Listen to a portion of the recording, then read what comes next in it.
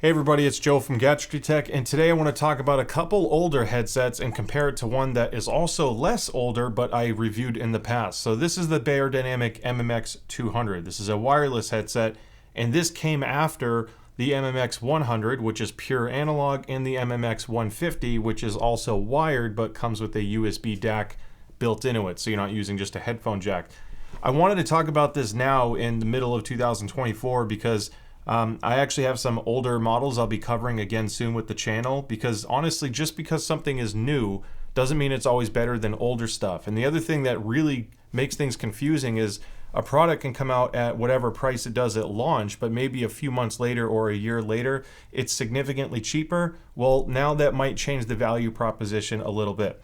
So I wanted to revisit these, partly because the retail price of the MMX 100 in analog is $100. Pretty stiff competition at that price range for just an analog headset only. Now it gets more confusing because on the Beyerdynamic website, it's only $70. That'll ship directly from them. But on Amazon, this is down to $50 at the time of this video. That's crazy for any headset really, because usually like 30 to 50 is pretty much bottom of the barrel. So a German brand headset being only $50 might change the consideration a little bit. And then you have the MMX 150, which has the USB DAC, as mentioned before. That had a retail price of $150, again high, but it's sold for $100 right now on the Beyerdynamic website and only $80 on Amazon.com because, again, this has the USB DAC, so 50 to 80. Now this one's kind of weird. It retails for $250 and it's marked down now to $199. So it does. In the wireless space, the competition is just ridiculous, but I do have an in-depth review on this, so if you want to get a better understanding of what the MMX 200 brings to the table, check out that review. I'll have a link in the description below, but just now look at it through maybe a slightly different lens with today's landscape of new models coming out, and also the fact that this is $200 now instead of $250. So I want to quickly explain some of the physical differences and features from model to model, and then we'll tie in some similarities, sound quality, mic, all that good stuff. So the MMX 100, I mentioned it's pure analog. Well, what does that mean? That means the other end of the cable of this headset is a headphone jack only. So you can see kind of like a wire or a wider plug right here that will go into the headset on the left side, and it clicks into place. Then you have a push button switch for your mic, and then a volume wheel, which is a hard stop because, again, it's purely analog. So there's no software or chip built inside. Now the TRRS cable, which is an all-in-one cable for both your headphone audio and your microphone, will work on everything that supports it. So that means this can be used on an Xbox controller, a PlayStation controller, a MacBook, a laptop, anything with a combo jack, and you're good to go. If you're getting this for PC use, well, it also comes with a longer cable, also has this nylon like jacket type thing, but it breaks out the microphone and the headphone into two separate plugs. That helps reduce crosstalk, and for some computers that don't support TRRS, you'll want to use that. Now, this does not, what's cool about this, what I like about this, is they didn't just do an extension cable and then did a breakout for your headphone and mic, because if they did that, the ground would be shared between the mic and the headset. So if you are playing with friends, you turn your volume up really loud. On an analog headset, your friends will often hear the game volume just a little bit, and that's because of crosstalk from a shared ground with your mic and your headphone audio. So by doing this, there's the extra pin here. You can see there's more black bars.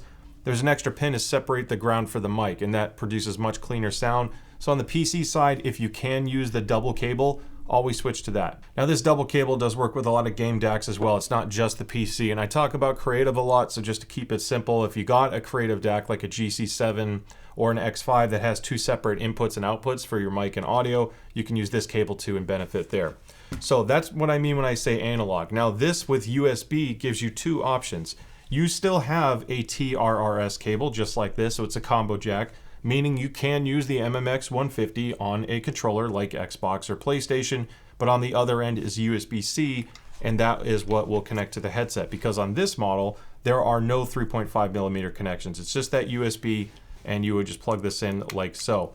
Now, if you use this as intended, this is the reason why you pay more for this guy, is there's a DAC built in. So you would, again, plug in this USB-C cable to the headset itself.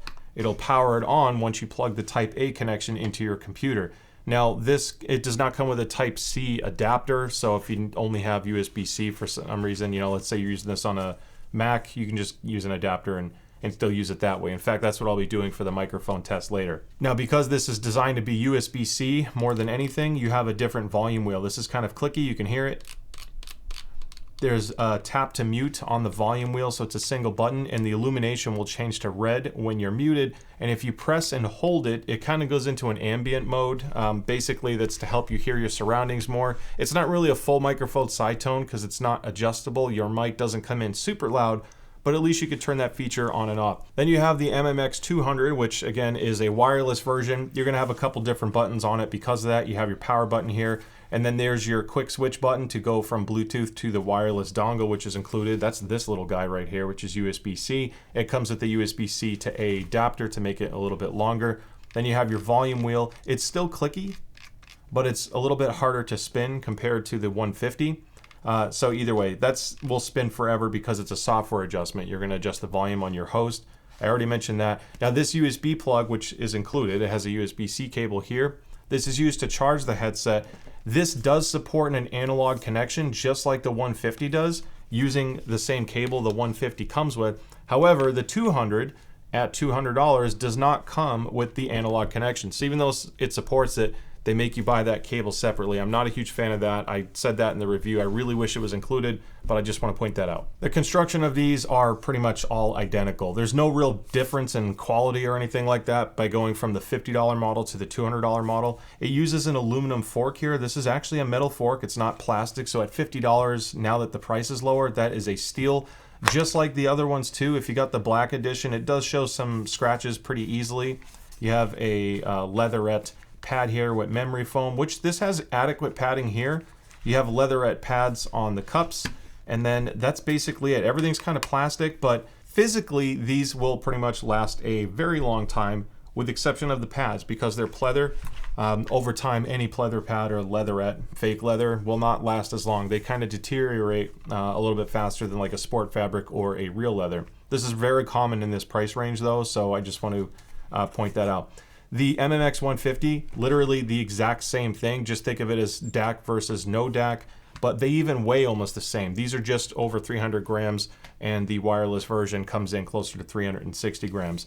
Another thing to note, the ear pads. I talked about leatherette. Well, let's talk about pad depth and dimensions. So if you look at the width of this here, it's about 50, in this case, maybe 52, 53 millimeters wide. It's a circle. And this is a padded baffle because if you can look at the depth, it's really shallow. Like there's a little bit of a lip here on this ruler. So just to add a few millimeters, it's close to 20 millimeters deep, maybe 19 if you're lucky. But because this is padded, I was pressing in when I did that. So your ears are going to touch the baffle with this. This opening is large enough diameter wise, but it's not really deep. And this does have a stronger clamp force as well. In fact, it's kind of odd that the clamp force gets stronger as you go more analog. So like the cheapest model has the strongest squeeze on your head. It lightens up a little bit with the 150, and then it's lightest on the 200. All of these have a relatively stronger clamp force. Part of that is because they want a consistent seal for bass performance, but that does lead to some comfort issues when you factor in that this is a more shallow pad and your ear is touching the baffle. Now the MMX 200 does something a little bit different when the pads. The dimensions are very much the same as far as like diameter goes. You know, there's still just over 50 millimeters of diameter here, but the big change or improvement is the depth. You can see that I'm already hiding the 20 millimeter cutoff, and that's even when you factor in this lip. So you're getting at least another 5 millimeters of pad depth here.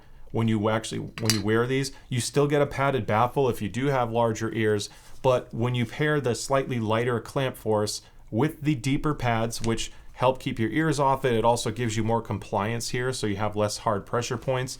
The MMX 200 is the most comfortable headset here, followed by the 150, followed by the 100. Now I have to be honest here, I'm saying the MMX 200 is the most comfortable here, but that's kind of like the minimum as far as my desires are for comfort. I don't like the comfort of the 100 or the 150 much personally. I think the clamp force is too high.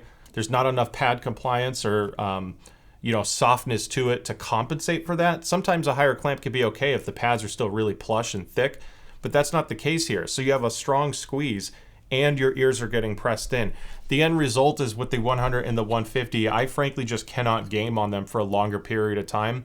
The comfort does become an issue. Now, if you are concerned with build quality, Beyerdynamic is typically known for higher quality of build. However, I have seen some people post some issues online with like the connection becoming a little loose over time or temperamental on the analog and USB models, where they have to kind of jiggle it. My only thing I noticed, I didn't have any problems with the cable connection. My issue with these cables, it's like this on all three models, is something called microphonics. So when you wear it, if you have a cord hanging out, let me just, this is kind of like a mix match, but I'm just gonna plug it in anyway. So if I plug in this longer cable here, and I'm wearing it, microphonics means that as this cable brushes up against my shirt, I can hear that quite loudly on my left cup. It's almost like if you put a string on a styrofoam cup to talk to somebody, that's a microphonics thing, and it transfers some noise. If the game is loud, you're never gonna hear it. If you sit still, you won't hear it either. But if the game is quiet and you're moving around and the cable's just laying against your shirt, well, that's going to start introducing some microphonics. It's noticeable, not game changing, but on a positive note, part of why this stands out is because the passive noise isolation is so high. So even on the budget side at 50 to 80 bucks, if you do want to drown out some background noise, these do a really good job at eliminating a lot of the environment sound. So if that's really important to you, that is something to consider with these. I haven't had too much luck finding the upgradable pads online because they sell out. However, even on the least expensive model, the MMX 100, the pads just simply unscrew to come off, and it exposes the baffle here. You can see the driver baffle. Now, if you get lucky, and you can get pads for the MMX 200, you can get those and then just slap it right on the 150. This I put slightly off here, but you can put it on the 150 or the 100, and now you get a thicker, more plush pad. This is just going by stock. Obviously, if you find aftermarket ones online, consider that, but that is going to affect the overall price. So I just want to show you that they are detachable. They can all swap pretty easily. Now, all three of these headsets use the exact same microphone capsule, and all three sound excellent as a result. So when you look at the price, $50 for a microphone that sounds this good is pretty awesome. This has a lot of good warmth. It just sounds great in my opinion, and it's very sensitive though. So keep that in mind. You want to turn your gain down quite a bit. Otherwise, you're going to come back in hot. It's a little bit more of a challenge on the Xbox side because you don't get the same kind of microphone control. So if you're a loud-spoken person and you're in a game that doesn't allow you to adjust the microphone, maybe consider a different model. These come in a little hot. Otherwise, just move the boom further away from your mouth. So the same exact microphone on the same headset in USB mode, the headset's actually a little bit quieter. The microphone gain is maxed out on my Mac, whereas in analog mode, I was only at 25%. So there's some changes there on the DAC that's built in. However, it's still very clean. I don't have any hissing sound either. Now, of course, with the MMX 200, I've covered this in the past. The microphone is absolutely incredible, whether a wired headset or not. So this being wireless to sound as good as it does is definitely one of the strengths of this one and something to consider if that's important to you. Now, getting into sound quality, I want to start with the objective side first because it takes my opinion out of it. And I do want to show you how all three of these measure because they are basically the exact same headset here as well. So they look the same, very similar build quality. Two of them have the same exact pads. Obviously, you just get a different feature set. So when you look at the measurements, all three have the same really strong base shelf followed by a scoop. Now, if you're familiar with these measurements and you're wondering why the wireless version has a slightly different scoop, it's further forward and it's a little bit more bass, that's literally just because the pads are thicker. So if you put the thicker pads on the 100 or the 150, it's going to have a similar impact to the sound. All three of these are very bass forward. That is a very strong bass shelf. So when you compare it to the Harman curve even, you're going to see that it's quite a bit higher than normal, followed by this little scoop here in the mid-range, the low mid-range upper bass to help kind of clean up that muddiness that would have been too strong had this bass kept carrying forward. The mid-range tuning on these are excellent. You can see that they are very much close to adherence on the Harman curve. Now, I'm going to talk into a lot of the sound quality on the subjective side to kind of explain this one better, but from a tuning perspective, these are tuned well with exception of the bass shelf because the bass shelf really tilts everything down. So even though everything's kind of filled in well in the mid-range, and the treble isn't like so aggressive in this case that it's like uncomfortable, but because that bass is so strong, it's going to make it sound like there's less mid-range and less treble as a result. So if you do find these too bass heavy, but you like other characteristics of it, pulling that bass down is now going to shift these towards the brighter side because there is a little bit of a fill, especially in the upper frequencies. That whole 6 to 8K region, just to let you know, depending on what song you listen to, if you are listening to a lot of music with these, some stuff can come across as a little bit shrill or sibilant or harsh sounding. That's just a byproduct of those peaks, but everyone's going to hear that area differently. So if you find that it's too sharp to you, just reduce the 8 kilohertz region down and it will make a big difference. There's a little bit of emphasis in the upper treble as well. So above 15,000 hertz, you can see a little bit of a lift on the chart. And you do hear that when you wear them and game on them as well. The elevated high frequencies can help kind of relieve some congestion, which typically will be stronger on a headset like this because that bass is so strong. So having a little bit of extra treble energy up top helps at least keep them sounding a little bit open. This is a better headset for more of the single player games, more of the immersion side. If you want that bass to have more tactility to it and like depth, then these are a better headset for that. If you're more of an esports player, this much extra bass with this tuning overall, it still sounds good for the price, at least especially in the 100 and below range. It can be competitive enough with some EQ, but overall this is just better suited towards immersion. Now I also measure for something called channel balance or channel imbalance in some cases where the left and right driver don't quite sound exactly the same. If there's too much of an imbalance, it can really mess up imaging, especially if you're trying to track, important audio cues like footsteps, if you're playing more competitively. And if it's really bad, it can affect even music performance. If a voice is supposed to be dead center but it's always off, that might be a byproduct of channel imbalance. And as you can see, my MMX 100, an inexpensive headset by today's pricing, has excellent channel balance. This is in a very tight window overall for the price. It's quite nice, so I have no complaints there. When you look at the 150, my 150 had more of a channel imbalance. It was much more noticeable in the mid-range. You can't really hear channel imbalance too much on low frequencies unless it's like quite drastic. At least it won't affect imaging much. It's the mid-range being off that will become more noticeable. So mine skewed slightly to the left. It's kind of like bad luck in my opinion, but I didn't want to hide this. Now the MMX 200 had excellent channel balance. My particular unit measured stellar, to be honest, better than a lot of expensive headsets and headphones I've covered in the past. So your mileage may vary, but overall, I think in most cases, people will have better channel matching than not. As far as subjective sound quality goes, it's kind of a mixed bag because a lot of this depends on how you're using it and what it's connected to. In analog form, if you're just plugging it into a computer, directly to it, the wired version, the MMX 100, isn't going to sound as good because you're reliant on your DAC of your computer to do a good job. And frankly, most computers' onboard audio aren't that great. So if you do spend a little bit more on a DAC, then the MMX 100 could technically be the best one here because that DAC is going to go a long way. And I'll talk about why that could be better than the 200. Now the 150 doesn't need a DAC to be purchased because it comes with it. For the extra 20 or 30 bucks, depending on when you buy it, that is going to be a better deal because everything's included. Just plug it in with USB to your computer and you're going to get a really clean sound. They still get more than loud enough to me, and the sound quality is actually quite nice, especially when you do some mild EQ. There's a lot of good potential with these headsets, but it's definitely going to be a byproduct of what you connect it to. Now the MMX 200 has no wire to deal with. There's obviously a DAC built in, and then you get the convenience of not having microphonics issues. You get more comfort, the ability to connect to your phone. There's other reasons why you would consider the 200. Purely on the sound quality, that is not one of them. These actually have, because the bass is less forward, to me, these even sound slightly better than the 200. Now, the other thing that is important to consider is when you have a wireless connection, you have to deal with something called compression because you have limited throughput. And what I notice is even though this measure is to have more emphasized bass, this bass seems more tactile. There seems to be more depth and extension in the lower frequencies, whereas this one, it's stronger, but it almost feels like the driver isn't quite working as much. It's not sounding as deep or full sounding, almost like it's too tight. So it's strong, but somewhat limp. And you can use memes or however you want to describe the sound, but I don't quite like the way the bass sounds.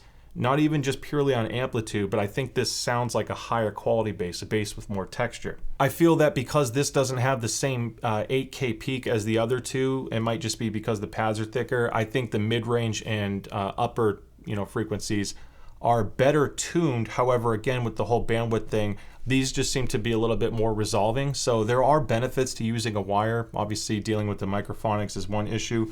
But I think they actually did a good job tuning wise, as long as you're okay with that bass shelf. And if you're not, reductive EQ to me is a better thing to have to deal with than trying to add EQ to fix things that aren't there. If there's not a lot of bass and you try to boost it, well, you're likely introducing distortion into the mix. Whereas with these, you simply just drop the bass a little bit and it becomes a really solid headset at the price. The issue I have is the comfort, and with some people's comments online, potentially the build quality for the cable connections. My 3.5 TRRS connection on the MMX 100 does not work. I could not do an analog recording with this because that cable broke. I have to use the Y adapter one, the one that breaks out the headphone and mic, and that one works totally fine. When it comes to like competitive gameplay and first-person shooters, I think they're decent. It's more of a tuning thing than it is that they're capable of it or not. Like, these have the ability to be competitive, I think, if you reduce some of the EQ. But with having that much emphasized bass, it is going to make it a little bit more difficult to hear or identify exactly where the footsteps are coming from, depending on how complex the scene is. So if you want to be more on the competitive side and you like some of the other characteristics of this, just prepare to do some EQ. Otherwise, I think out of the box, other headsets in this price range can be a little bit more competitive. Ironically, the SteelSeries Nova 1, it's a pretty cheap headset as well. It's a very comfortable headset. It uses sport fabric pads, and to me, it just wears a little bit better for longer periods of gaming. They don't sound as good for music. These definitely sound better for music, but from a competitive standpoint, the way they're tuned and how they perform seem to be a little bit easier for me to pinpoint footsteps. So if you're looking at like that $50 to $100 range and better bang for your buck, I think the Nova 1's just a little bit better purely on competitive, but for physical build quality with the chassis, this is a better chassis. It's not as comfortable, so you have to kind of weigh your pros and cons and what you think is more important to you. In short, I think these are decent now that they have the price drops. At full MSRP, these are definitely outgunned by the competition nowadays. A lot of new stuff has come out that has really stepped up the game, and these just frankly would have been beat. I wanted to do this video to kind of put in a new perspective of, with the price cuts, at $50 to have that kind of tuning and this physical build quality is excellent. It's really just let down by the comfort in the cable. So depending on what's important to you or not, again, factor in the microphone performance, overall tonality for music. There are some pros here. I think there are some redeeming qualities for the price, but it's definitely not an easy win across the board, especially when you look at the competition and where other pros and cons lie. Now, I purchased the MMX 200. The 100 and 150 were sent to me for review by Beyerdynamic. Obviously did not affect what I said about it. I was critical of quite a few things, but I will be sending this back. I have no monetary gains from this. I just wanted an honest video to compare the three in today's landscape. So with that being said, thank you so much for watching. I hope you learned something new, or at least confirmed what you thought you knew, whatever it may be. But I really appreciate the support. Don't forget to like and subscribe so I can see you at the next video. Stay safe, and I'll see you next time. Bye.